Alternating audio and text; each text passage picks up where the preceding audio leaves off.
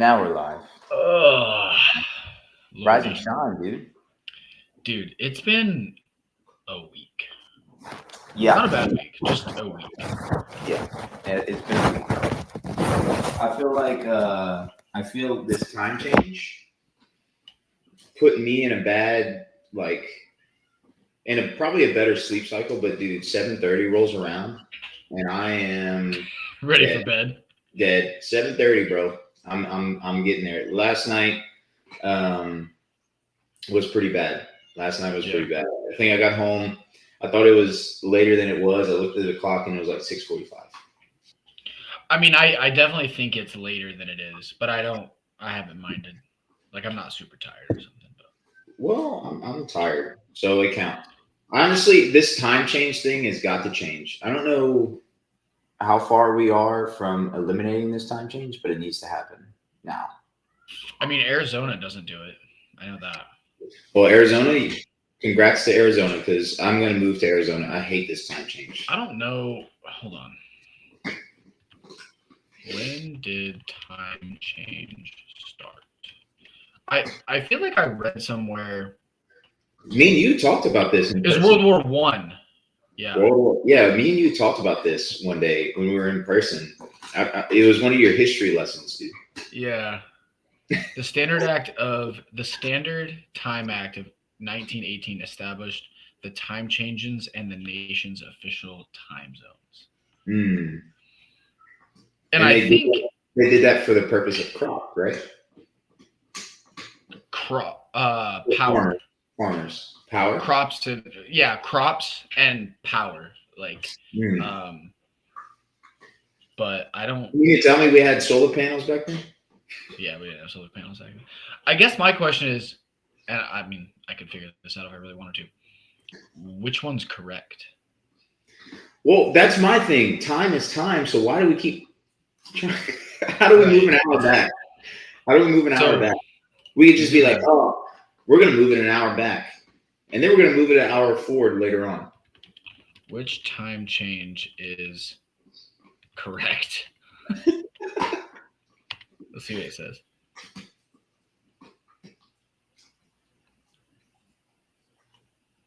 Um, I feel like, daylight savings time started, and that's when we turned back the clocks. oh, So spring forward. So what so, we do in May yeah. or in So March or we have whatever. got to abolish this. We all know this is wrong now.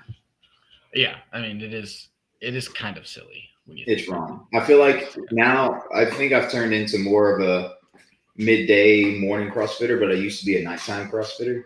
And then You were a nocturnal CrossFitter. I was an animal. I was a nocturnal animal. I would do everything at night. I would sleep I during know. the day and everything would be done at night. And Welcome then to after adulthood, CrossFit, I would go home and game, bro. dude. No.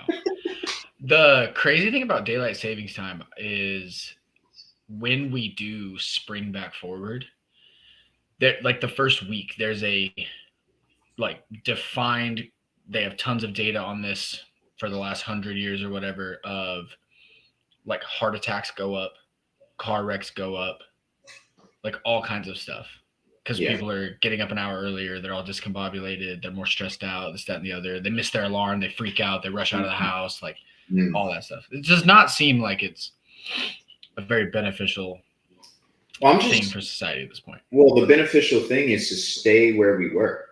That's the beneficial thing. Right. So I mean, in theory, we'd all have to just do it one more time. Yeah, that's it. That's it. And But Arizona's got it right. Arizona's got it right. but But we'll see probably now, continue to do it. now it's like Arizona's 10:30 a.m. and then freaking Utah is going to be, oh, we're 9:30. How Yeah, do you justify that? it's silly. It's pretty dumb. It is silly. Pretty But dumb. How's your washed up Wednesdays? I don't even see you sprinting anymore, dude. dude, I don't have time to go to the track. Yeah. I'll do some sprints on the air runner every now and then just to like sprint. But Mm. I have not had time to get to the track. And washed up Wednesdays are a consequence of since they're bringing back quarterfinals. I want to actually do quarterfinals Mm-hmm. Mm-hmm. because like I enjoy the things we do in quarterfinals. Yeah, I think any competitive CrossFitter probably enjoys quarterfinals more than the regular. Like, just for me, like, I'm not trying to like maximize my performance or anything, but I would just like to train and have that as a training goal. I mean, the open, especially the way they do it now, is never going to be my thing. I'm fucking 6'2". I'm not super fast at cycling light dumbbells. I'm not super fast at burpees. 70s. I have not touched a 70, but I've been doing a bunch of reps with a 50. So listen, you gotta touch the 70. I know. I just hate that thing. I'm your athlete, and I'm telling you that. I know. So it's funny, even if you go back like when I was training competitively and you look at the open, because it was the 5-week open, like my placing would get better almost every week. Like as they put in more skill and more stuff, that was when I did better. So yeah. So no, haven't been sprinting, but Washed Up Wednesdays have been fun. That P-bar traverse workout I did was a pump. See, I was unfortunate. I mean, I wanted to touch a P-bar. I haven't touched one ever. They're not that hard. Okay. Yeah. I know. Yeah. I'm gonna sound like an asshole. They're not. They're not that hard. Now that I've done a couple workouts with them, I equate it very similarly to handstand walk. Okay. Like it's straight arm or relatively straight armed like locomotion through space with a skill, like an accuracy component. And I think that's because I did very few little like touches on them before I was like, okay, yeah, I'm just gonna throw this in a workout and like I'll be fine. And I'm a decent handstand walker, and I think that carryover went into my people. It's different. It's more chesty. Yeah. Right. Well, I mean, you're one step on handstand walks. There's like 2 steps for me. You're so tall. Yeah, it does help. Yeah, it does help. I think I was doing the P-bar traverse when I was doing the workout in like 6 steps, which I think ideally for competitors, you'd want to shoot for like 5 to 6 steps, depending on how tall you are. Like shorter athletes doing it in the distance or the steps I was doing it in would probably be a good goal. Like it'd be a little bit of a reach for them, but they'd be stronger. Did you like the crash workout with the P-bar? I loved it. Yeah. I loved that workout. I thought that was a super cool workout. Also biased, Jacob got 3rd in that. So yeah, he did. He killed it. I went back and watched it. I'll be biased. Like that was it was a cool workout. I like that JR puts different stuff in there. Yeah, as an athlete, you appreciate it. I think JR has mastered the art of not going outside the box, but more so of just testing fitness with odd stuff. I feel like sometimes CrossFit HQ, whatever you want to call it, reaches to like, do crazy things over the course of time. And I mean, I'm all for developing a new skill, but man, I think JR just does a good job of staying in a legit fitness box, not making it, obscure, and just doing a good job of just doing some different things with just testing fitness, not being stupid, just testing fitness. And with Crash in particular, he's so dialed in on like the logistics and the layout of like how the workouts flow. And he does a great job of weaving that into the workouts. Like in that workout, you did your muscle ups, P-bar traversed to your GHD, P-bar traversed back to the muscle ups, right? So it like he puts a lot into it, and it I think it's really cool. And I like that it's like you said, it's not out of the box. It's just different, and it maybe pushes the edges a little bit of some things.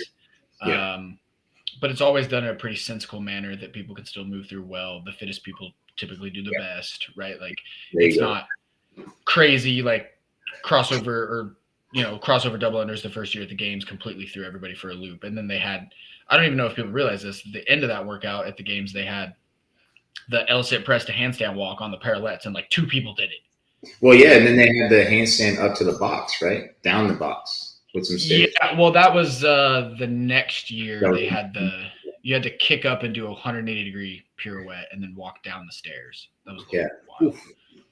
Yeah, that was strange. I think I would die. That was an interesting warm-up area to be in, I'll tell you that. I forgot you were there. I It was Kelly's year. Yeah. I forgot you were there for that event. Yeah, Yo, that was Kelly's year. I could imagine. Yeah, there were some people in the warm-up area getting pissed off. They were getting pissed off, but it's pretty good. Yeah. All right. So we're going to talk a little bit about, how did I word it? The way you should be training strength as a CrossFitter. What was the title of this podcast? I don't remember. Stand by. Let me open my own YouTube to watch myself on a screen really fast. Yeah. Yeah, that makes sense.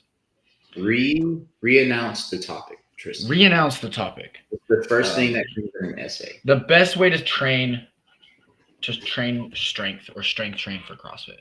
And I know where I want to go with this. So I see a lot of different, styles of programming, methods of programming in terms of people trying to get people stronger.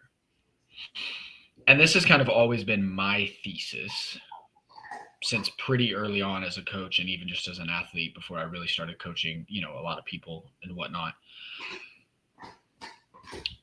The prevalence of Olympic weightlifting movements in CrossFit. Yeah. Whether it's strength testing or moderate to heavy barbells in a workout or lightweight barbell cycling, right? Is just so high. Like 90% of the time, if we test strength, it's a snatch or a clean and jerk.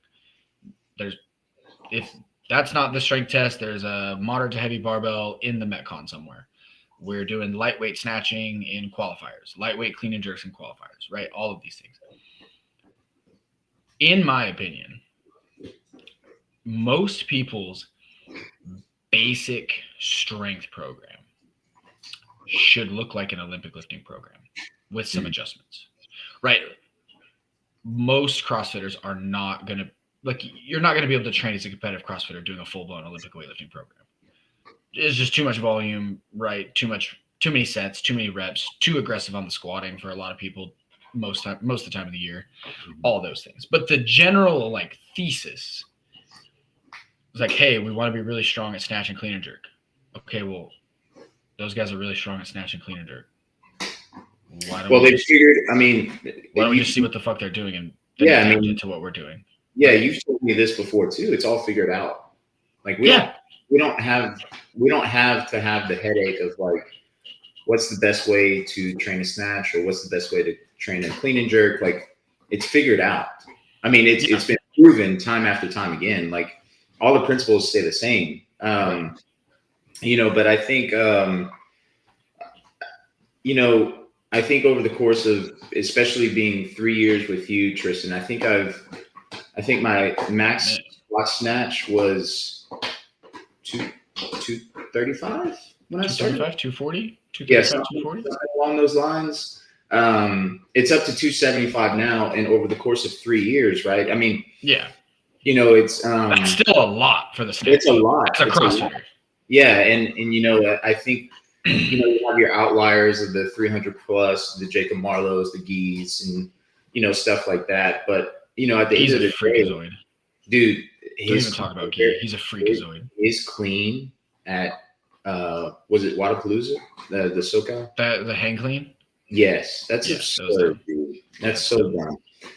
But I think there's validity to the fact that it's no different. Obviously, the volume changes, but it's no different from training as a Olympic weightlifter. I do believe that they do a lot more technical work. Which most CrossFitters could benefit from. Yes, exactly. And I think we've done our fair share of cycles off of that too. Hang position off the blocks, or maybe a slight complex with a hang, low hang, which is the most recent one I came off of with you. But, man, I don't think that's a bad thesis. I think it's already figured out for us, and I don't think it needs to be overly complicated. I mean, you could even get into the charts that you follow as far as how many good reps should I be doing a day or a training session and stuff like that too, right? And it's also, you can go RPE, you can go percentage work also, but I think everything is figured out for us, man. I think also there needs to be a time where you need to say this workout is going to be a little bit different than a 1 rep max. So for example, the clean and jerks or the TFX qualifier, right? It's like, 15, 10, and 5, right? Yeah, 15, 10, and 5, 135, 185, and then 225. And that's, I think a lot of CrossFitters train one modality or the other, which is where we get to have fun with it. As far as like, hey, is it an ascending ladder for quickness, or is it an ascending ladder for, load? Whatever the case may be, or is it just a 1 rep max? Yeah, that TFX workout is a great example because I don't know that if you took that leaderboard and then you had everybody do a 1 RM clean and jerk, that's a 1-to-1, right? So it is a good example of you do have to train some degree of like, there is the CrossFit sports specificity side of Olympic lifting for speed, moderate to heavy barbells very fast, ascending barbells very fast, all those things. But as a general rule, the stronger you were, the better you did in that workout. Agreed. Right? Like, just is what it is. So I think part of the reason like I feel so strongly about this is it checks so many of those boxes for you in terms of how to start structuring your strength progressions. Like, okay, cool. Like if we're looking at Olympic weightlifting or a base structure of Olympic weightlifting for our basic strength program, well, Olympic lifters have to have a strong squat. Dope. So that's that is going to be taken into account in this structure, right? They're going to do pulling from the floor in some fashion. They don't deadlift a ton super often. So it's kind of one of those things you got to work in there if people need to deadlift more, right? But it just gives you such a good framework of squatting, front squatting, overhead squatting if people need it, Olympic lifting work, technical work, Olympic lifting accessory work, snatch balances, jerk dips, whatever, right? So you can start to put those things together. And when I first started, I referenced so much of Catalyst Athletics programs in their books. And I still look back on all the time. The Holy Grail. Yeah, the Holy Grail of weightlifting, period. And it just, I think people get caught up in the oh, but I'm not doing it on the 90 seconds. And I'm not EMOMing it. It's like, no, dude, just focus on getting better at weightlifting right now. That's what you're doing. Don't worry about how tired you are. Worry about how your snatch looks. Yeah. Worry about how your clean and jerk looks. And I think I see a lot of time, not a ton. Most coaches I think are better about this, but there are times I see, athletes on Instagram and things like that. It's you'll see somebody who's really working on their snatch and they don't have a super high competitive snatch for the field. And they'll throw up a story of their weightlifting work. And it's every 3 minutes for 5 sets, 5 snatch grip deadlifts, 5 snatch pulls, 5 hang power snatch. And I'm like, dog, that's work capacity. It's not going to make you stronger at snatching. Yeah. I have the luxury in Dallas at Strong Fitness of having an Olympic weightlifting team in the same setting. And if you watch those guys, number one, as CrossFitters too, we always say they have the luxury of sitting down and stuff like that. But if you look at their reps, every single rep is intentional. There's no mindlessness towards the lifting. And I think that is often overlooked. And kind of going to your point of we get so caught up in every minute we're doing, 3 squat snatches at 75% or something like that. And that's not what we're trying to do, right? I mean, the end goal, you've always said this too, is to raise the ceiling, right? It's we want to increase that 1 rep max or increase our efficiency so the 1 rep max can get higher and higher and higher. And I think, honestly, might be one of the best examples that you've had. I mean, You're 3 years. Great fucking case study. Yeah, 3 years, dude. 3 years. And I've added 40, 50 pounds to my snatch, whatever the case was when I started. But, I think the reps need to be intentional and it needs to be isolated in the sense of getting better on Olympic weightlifting. And I just truly think that's a lot of people's issues in the field, is that we're CrossFitters. We're just so used to chaos and every minute on the minute, every minute on the 30-minute, whatever the case may be, that we get caught up in focusing on time. And then the lift itself is one rep. And then we end up doing the rep wrong over and over and over again. But there's just a sense of mindlessness to it, instead of being very intentional and isolating those pieces. And I think that's where a lot of CrossFitters go wrong. To your point, I've been a part of it for sure. I mean, there's one thing I really appreciate about weightlifters is their concentration per set and in their sessions. If you go watch an Olympic weightlifter, especially a high level one, there's nothing they are doing in that rest. Nothing. They're worried about where their elbows are in the position. They're worried about shoulders over the bar. They're worried about their second pull, right? Yep. There's always a purpose to every single rep that they do, where in a sense of CrossFitters, we just get stuck up in the, just do the work, just do it, right? That's not how it should be approached. And I've noticed it a couple of times, especially being in the everyday coaching realm as well at a box. And it's like, hey guys, like we're working on a complex. It's going to be a snatch pull into one squat snatch. And we're going to do one every 2 minutes. And it's like, one person will lift the bar up and it's just a hip thrust. There's no, stuff like that. And it's just, of course, good coaching comes into mind in that as well. But there's just always this presence of mindlessness to these reps, and it needs to be flip-flopped in those specific sessions. Yeah, I mean, I agree. I made an Instagram story, I think last week, that if people, which kind of counter like the other side of this coin, if people took as much intention as they do to their weightlifting, particularly competitors, because they are usually the more intentional people, to their Metcons, people would be a lot fitter. Agree. Oh, yes, your story. Yes. Yeah, your morning coaching thought. Yeah. I need to throw one up today. It's going to be an afternoon coaching thought, but that's okay. Afternoon walk. Afternoon walk. Hot guy afternoon walk thought, yeah. Afternoon coffee refill. And it's not to say that there's, clearly athletes in CrossFit need to be aware of how to lift weights under fatigue, heavy weight. That is part of it. That needs to be trained.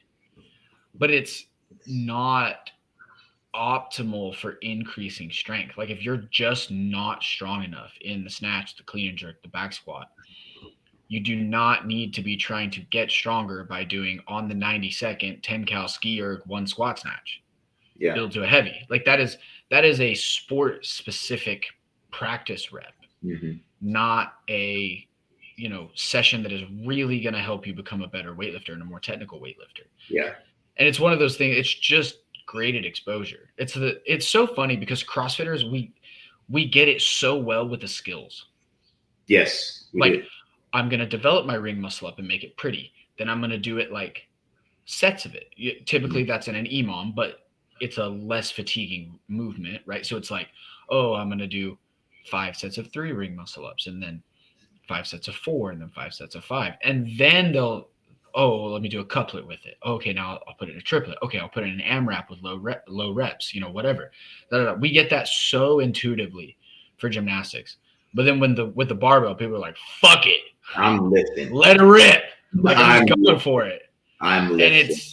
And you can take the same sensical progression down the stream and it carries over. It doesn't carry over the other way around, right? Now, how would you as a coach be like, hey, this person's 1 rep max is X amount, right? We're going to work on the actual snatch, but how much, and this goes into kind of blending like the strength aspect with the CrossFitter. It's how much accessory work, maybe it's pulls off of the floor, maybe it's a deficit pull, maybe it's an isolated overhead squat or, some type of accessory piece for that lift specifically. How much accessory work do you like to throw in to be like, hey, this isn't just absolute strength anymore. You're strong enough. We just need to dial in the lift. I'll throw in accessory work sometimes. Mm-hmm. But I think, so if somebody's strong enough, like let's say somebody snatches like 265 and they just still have a ton of technical issues. They're just like a fucking meatball and they're just super strong. I'm probably not going to make them do like snatch pull, snatch deadlift, or snatch floating snatch pull overhead squat. I'm probably just going to make their weightlifting work technical focused.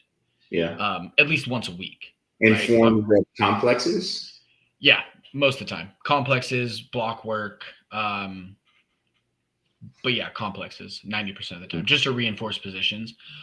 I'll have people do snatch pulls.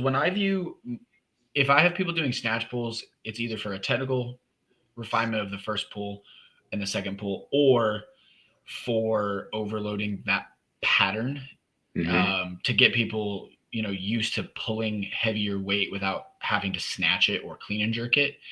But that's a pretty, like, I don't program pulls a ton. And my reasoning behind that is just simply, we do so much pulling from the floor already as CrossFitters. I don't need to, like, Sure. You're getting so much pulling volume. I throw in some snatch pulls, but like you're rarely gonna catch me like 5x4 snatch pulls. Yeah. I'm usually like a 3x3, maybe a 5x3, and go down from there. I like doubles even more so.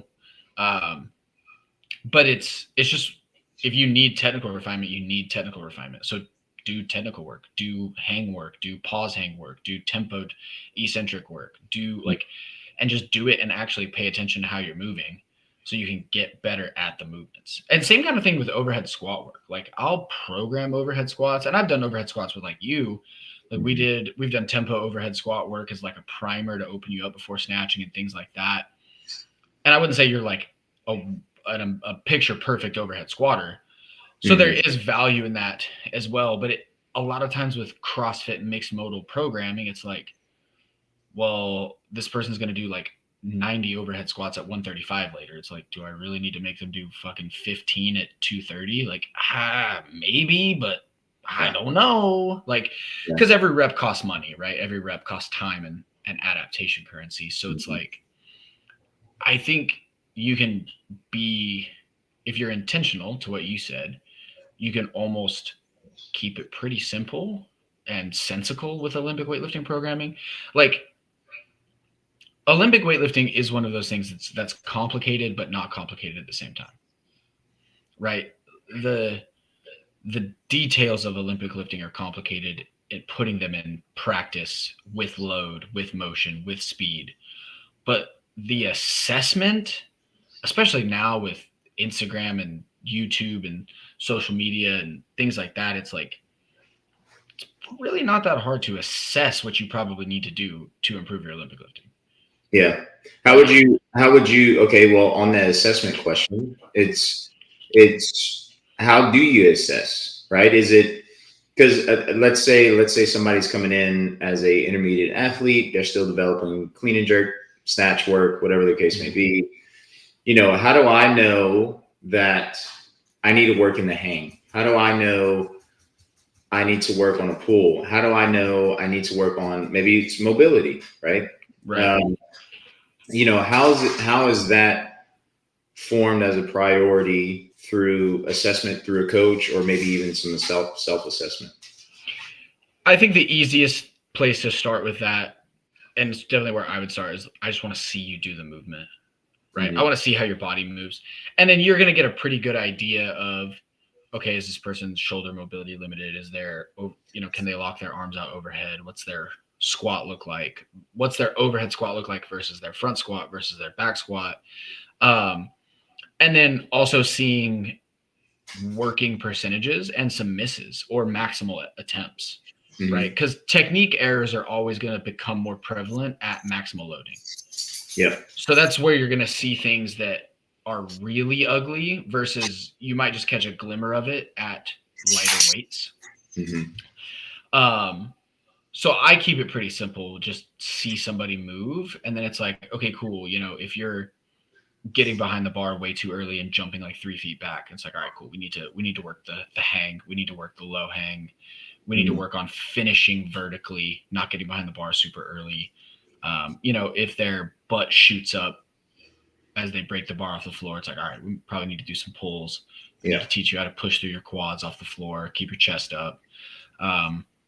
If they're looping the bar with straight arms through the third pull, it's like, all right, cool. We probably need to go like high hang, above the knee hang, and really work on pulling under the bar from that position and getting those elbows nice and high and things like that. So it's not like, that's where it's not overly complicated. It's like there's a million tertiary or secondary and tertiary exercises you can do to fix technical issues with the snatch, the clean and jerk. It's just kind of figuring out which ones work best for you and which ones make sense with your other training load, right? Because that's where programming gets somewhat complicated. It's like, okay, cool. If somebody really sucks at pushing off the floor with their legs, but we're also doing a really hard back squat cycle, I'm probably not going to give them a bunch of snatch pulls too. I'm just going to have them do a complex with a couple snatch pulls, then some hang snatches, and maybe then like an overhead squat, right? Like 2 snatch pulls, 1 low hang snatch, 1 hang snatch, 1 overhead squat at like 65 to 70%, because it's technical work, right? And if they can just keep refining that, then they're going to be able to lift heavier in the Olympic lifts as they get stronger and better technique. I think a lot of people misunderstand the snatch and the clean and jerk as a strength exercise. You're expressing the strength you have through power and technique. Yeah. It's not really gonna make you stronger, air quotes, but that's not the best case. That's not the best way to use the movements. Yeah. Do you still, I know a lot of times, obviously, I think probably everybody listening to this probably says, lift before you do the Metcons and so on and so forth. But, on that subject, it's like, how often should I be doing this? Because we know that if we train something over and over through frequency, the higher frequency, the better off I'm going to be, the better off those motor patterns get set in stone. So for the developing athlete or a competitive athlete that's just trying to increase their 1 rep maxes on these Olympic lifts, how often do I train? Is it 2 to 3 times exposure? Do I do, and I'm talking about in the setting of CrossFit too, because I know for a fact, obviously you and I have 1 specific snatch, quote unquote, session a week. This week, we're doing some battery work. That's different, but I'm talking about just the lift, right? I have 1 snatch piece a week, or if I really suck at the snatch, do I increase it to 2 or 3 times and then obliterate it in the Metcon? Like, don't touch it. How do I try to balance that? I think if somebody really struggles with the technique of the snatch, this is going to ruffle some feathers potentially, but you can snatch like 3 or 4 days a week. You just can't be dumb in how you program it. Yeah. But you can perform the act of a snatch many times a week as a CrossFitter. I mean, look at Olympic lifters. They snatch like 4 or 5 days a week most of the time, right? Or they're doing a tertiary or a secondary exercise for the snatch on the other days, right? So the way, like if somebody was looking to improve their snatch, it was just a big hole, like a big weakness. Like, we've got to address this. I'm going Monday, technical complex. Wednesday, power variation. Friday, traditional strength sets or some kind of strength progression from the floor to try to put it all together a little bit. And this is where I would say firmly, like, people need a coach, and people need a coach who knows what the fuck they're doing, because you can try to do that. And if you don't know how to program, you can fuck it up and overdo it and like hurt yourself or just overload yourself, especially when you layer in squatting, cleaning, jerking, Metcons, running, rowing, kettlebells. Like, when you layer in all the other things that a program is going to have, you do have to mind your P's and Q's a little bit, or you can overdo things on the shoulders and the elbows and the wrists and whatever. But it's perfectly fine if you have a technical limitation to snatch 3, maybe even 4 times a week. If you're doing smart exercise selection and loading selection and understanding how to, modulate those things. Like that's something, this is like a quick, easy point that I don't think people understand about like power snatch versus snatch for most people. By nature, if I have you power snatch and I'm basing the percentage off of your 1RM power snatch, you're doing less load, right? Correct. 99% of people. You're actually kind of an odd exception. But when you were doing power snatches this last cycle, I made you base it off of a certain weight. Correct. That was under, because you just catch your squat snatch very high, like your full snatch. So I wanted it to be based off of a lighter weight so that you were using less load and getting more rate of force development from the movement to work on rate of force development, power production, right? Yeah. So when people think snatch or power snatch, they just think, oh, well, that's like kind of the same thing. No, it's not the same thing, especially if there's a big disparity between the two, especially if you have a big technical issue in your snatch and you're like way stronger than you're able to express in snatching. I was with an athlete who was on our games team a couple years ago, Casey. He's not going to care that I talk about him like this. Casey could back squat like 500 plus, and his best snatch at the time was like 240. He snatched like 4 days a week. His best expression of strength on that movement was less than 50% of his 1RM squat. It's not taxing his system. Correct. It's not. So we had a major technical issue. So we snatched a fuck ton to improve that going into the semifinals and game season that year, which we did. But I understood like, okay, this actually isn't that big of a deal for you because this is so light relative to your strength profile, right? That's one of those cases where you can do those things like that if you understand the difference between what you're asking somebody to do with the actual load and the expression of the movement versus, oh, well, we're just snatching and like constantly very functional movement at high intensity. So like we can't do the same snatches we did last week, and we probably shouldn't snatch again this week because we're doing like power snatches in the Metcon later. It's like, no, dude, that doesn't fucking matter. Right? We're trying to get stronger. So, I mean, you're another good example. You have one dedicated snatch session a day right now. When we started, you snatched 3 times a week. Yeah, I was snatching, bro. I was Mr. Snatch 3 times a week.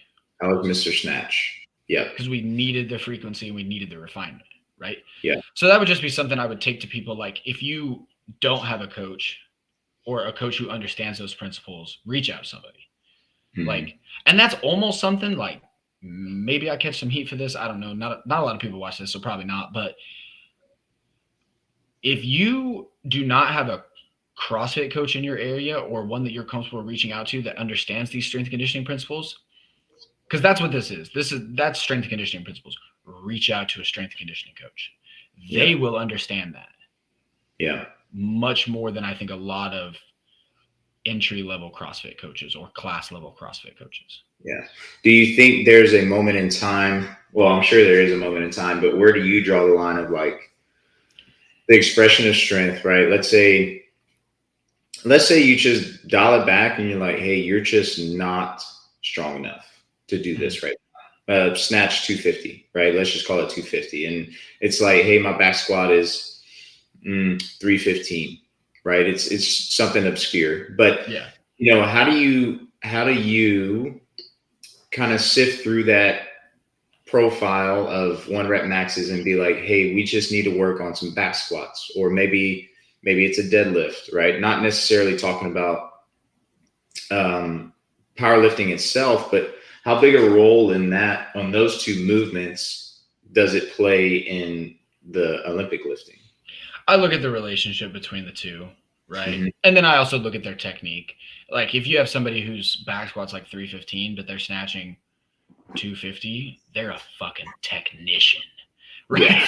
Like Yeah. they move well, Mhm. and their technique is probably really solid. So that would be one of those cases. Like I just look at the relationship between the two, and I know there's like particular percentages people can go look up from like Catalyst Athletics and other weightlifting programs. You know, your back squat should be, or your front squat should be 90% of your back squat, and your clean and jerk should be 85% of your back squat, or whatever those are. I'm gonna be honest, I don't have all those memorized. I used to remember them, and now I just kind of look at the numbers. I'm like, yeah, you probably need to squat more. Like I don't. I You're just not look at the. Yeah, I've been doing this long enough to where I'm like, we need to get your squat up. That's the issue there, right? Um, even in those situations, though, I'm not going to fully remove snatching, right? Like if somebody, that theoretical person you said snatches like 250 and they only have like a 315 or 320 back squat, like I'm not taking out snatching entirely, but we're going to go on a much more of a maintenance style Olympic weightlifting program, just preserving technical patterns, not really going heavy at all.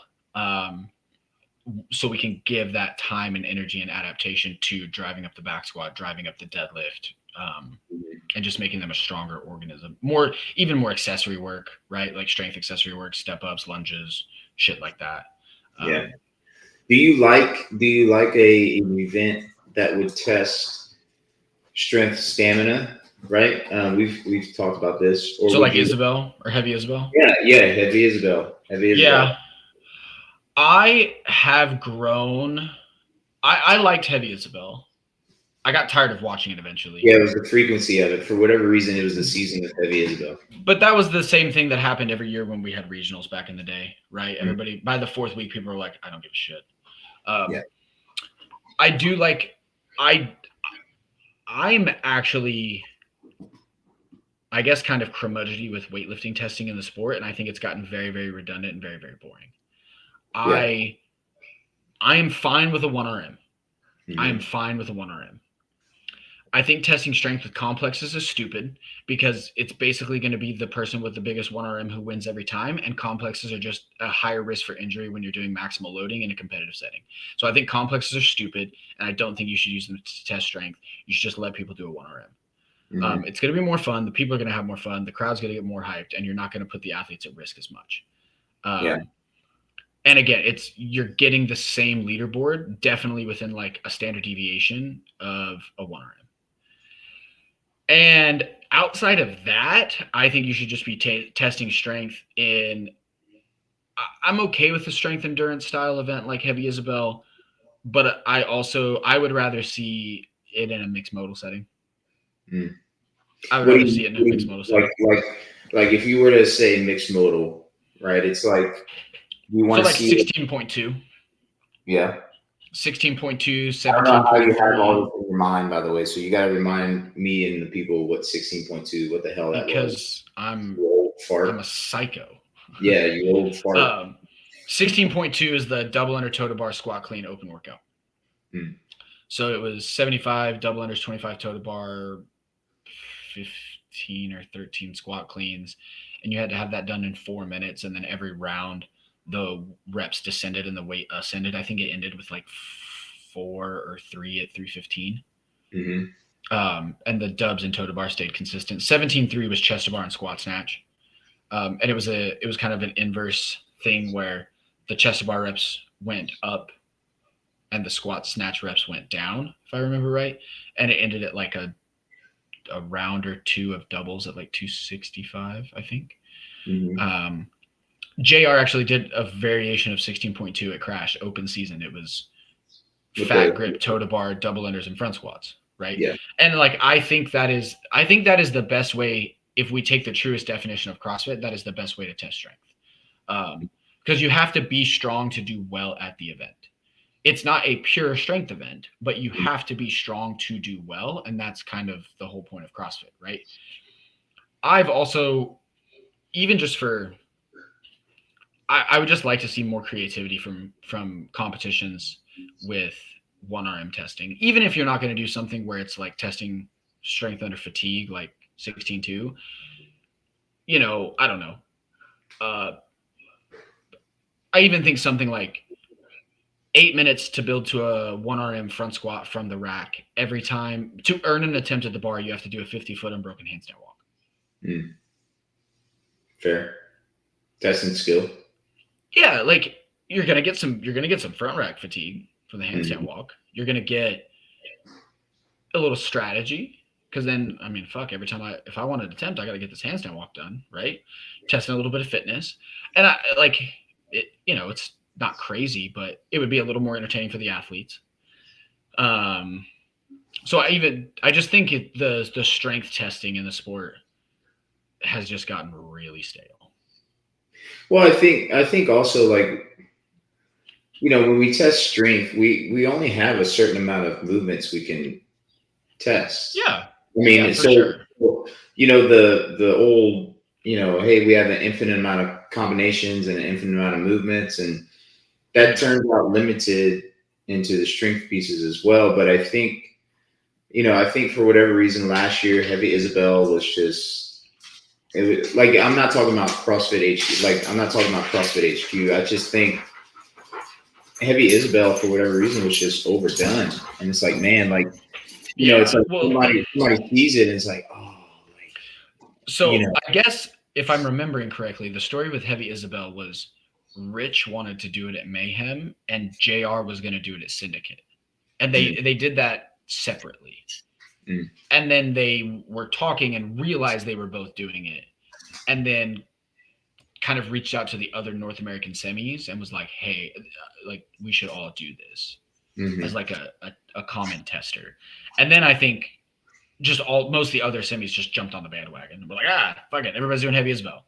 So, which one test I don't mind because it is nice to see like where people would stack up against a strength test on a worldwide leaderboard. But again, if we look at Heavy Isabel, who did the best? The strongest people. The strongest people with the best snatches. No, they didn't necessarily win every time, but they were in the top 5 of every semifinal. Like if you went down and found people's 1RMs, they were all kind of the strongest snatchers did the best at that workout because they had the strength to then turn the snatch into a strength endurance or battery, whatever term you want to use, movement at that load. Yeah. Do you think what's the benefit of a CrossFit competition testing an Olympic lift rather than say power lift? So deadlift, back squat, bench. I think entertainment. I think it also so entertainment's one. Number 2, just thinking with the nuts and bolts, logistics. You're gonna need a lot less weights. And then number 3, it tests more of the 10 general physical skills. Right. You're getting strength, speed, power, accuracy. You're getting more of that stuff. That you can't really say there's some powerlifter's going to yell at me. You can't really say there's a lot of accuracy in a deadlift. Sorry. Right. Yeah. If you're an organizer for an event, I'd like to see back squats. So if you Connor and his never-ending quest to get to do a 1RM back squat in a comp. I just want to do it. I want to feel the adrenaline of people around me doing back squats, and I think it's just honestly the best test for absolute strength.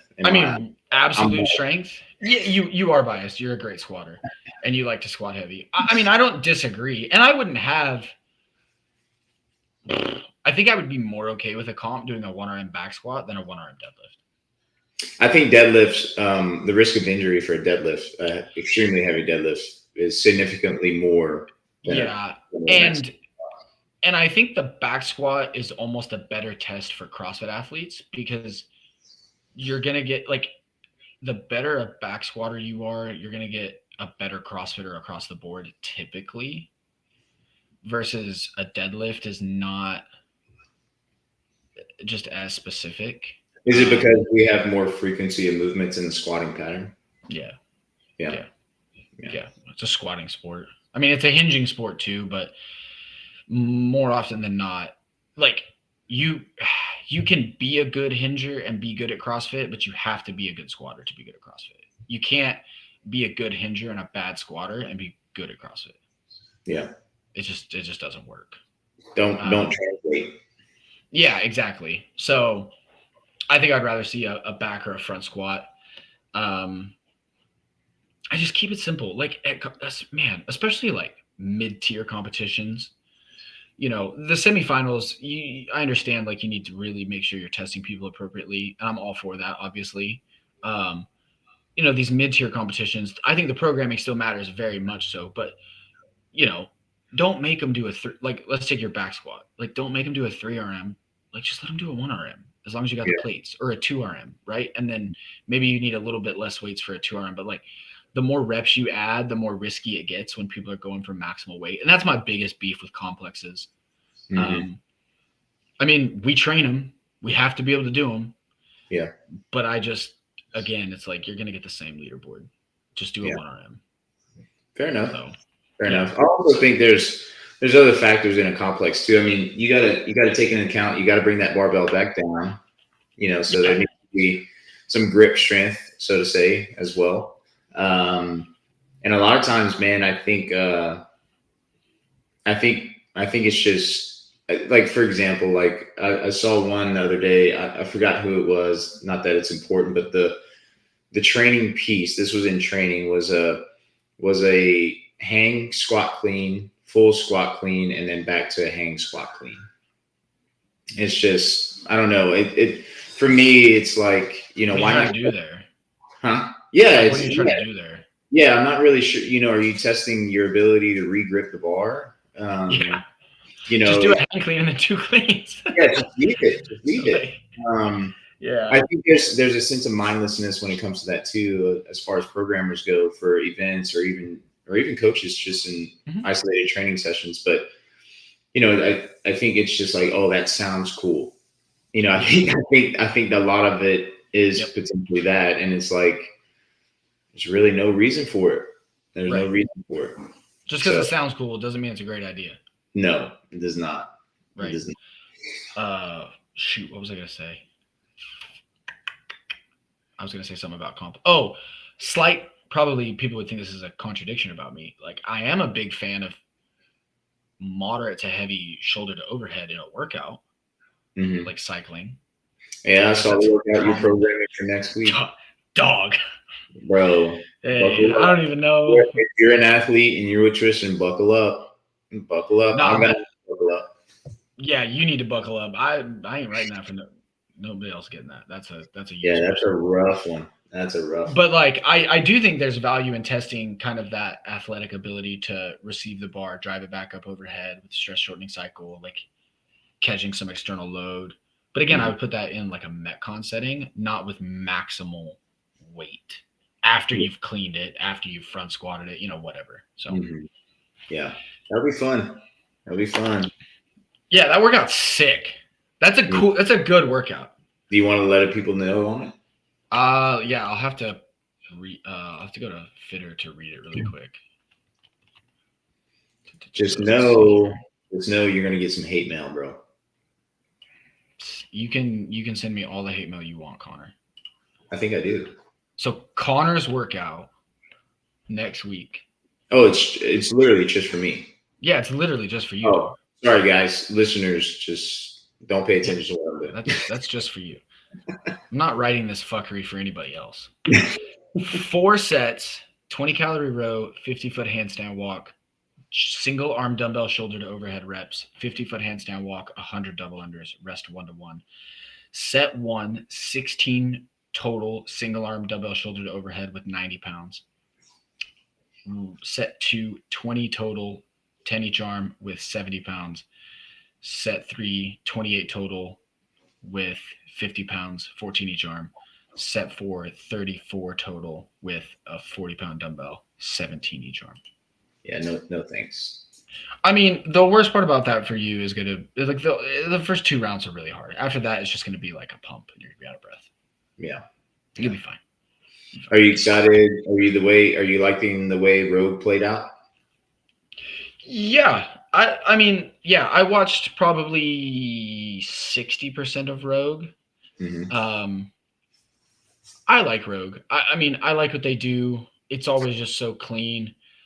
Do you think, and this is just a curiosity question, do you think, I was talking to Addison about this, but like, do you think the Rogue media crew, just in general, do you think there would be benefit in CrossFit hiring the Rogue media crew? I think it's phenomenal every year that they run it. I mean, the graphics, the It's little insane. pan ins about the athlete, and it's just like, I don't know if CrossFit can afford that graphics package, dog. yeah, Straight up, like that ain't cheap. Yeah, right. Yeah, they do a great job. I like the layouts of the workouts too. Yeah, and I mean, I've never been overly like a lot of people have been talking about the programming and this, that, and the other. Hey, it's rogue. Like I'm not. Yep. Like I'm not surprised at anything that showed up. Is it what I would program? No, but like they're not like that's their event. That's kind of it's not been different the last couple of years. So I don't. It's kind of like. I said this comment on Clydesdale's podcast the other day I was watching, and they were talking about this. It'd be like going to Crash and being like, there's too many gymnastics. Yeah. Like, oh, I'm using odd objects. Like, dude, that's his thing. Like, you fucking knew that when you came here. Yep. You better get ready.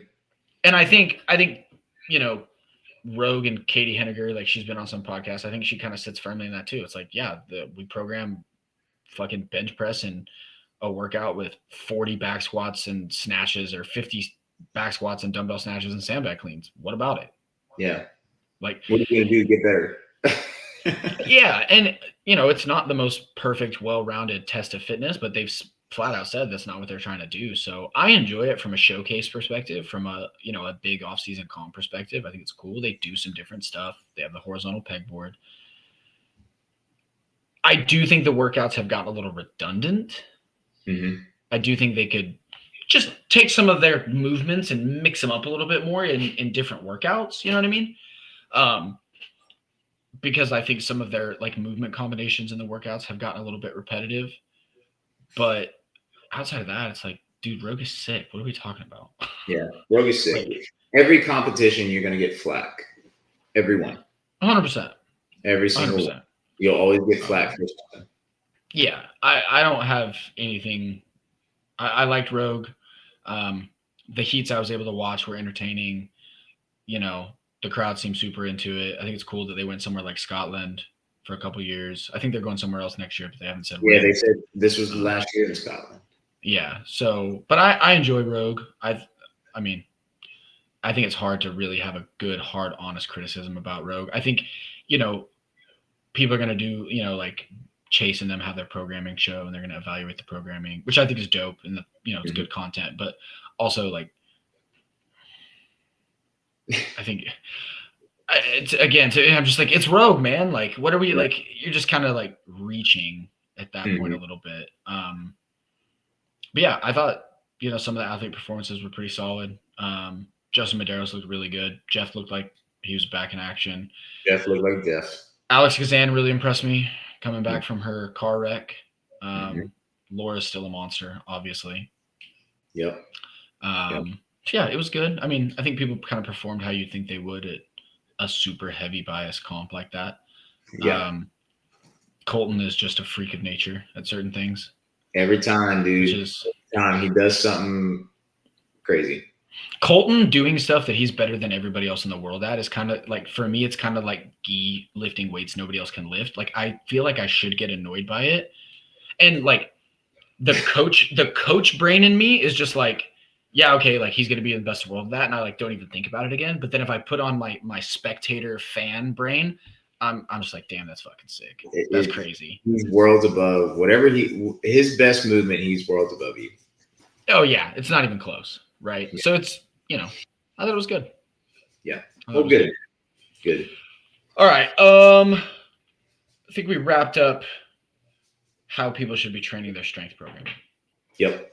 I guess last little disclaimer. I'm not saying you shouldn't deadlift and bench press. You should do those things. I bench press. I'm not saying. Well, Olympic lifters are like, we don't bench press.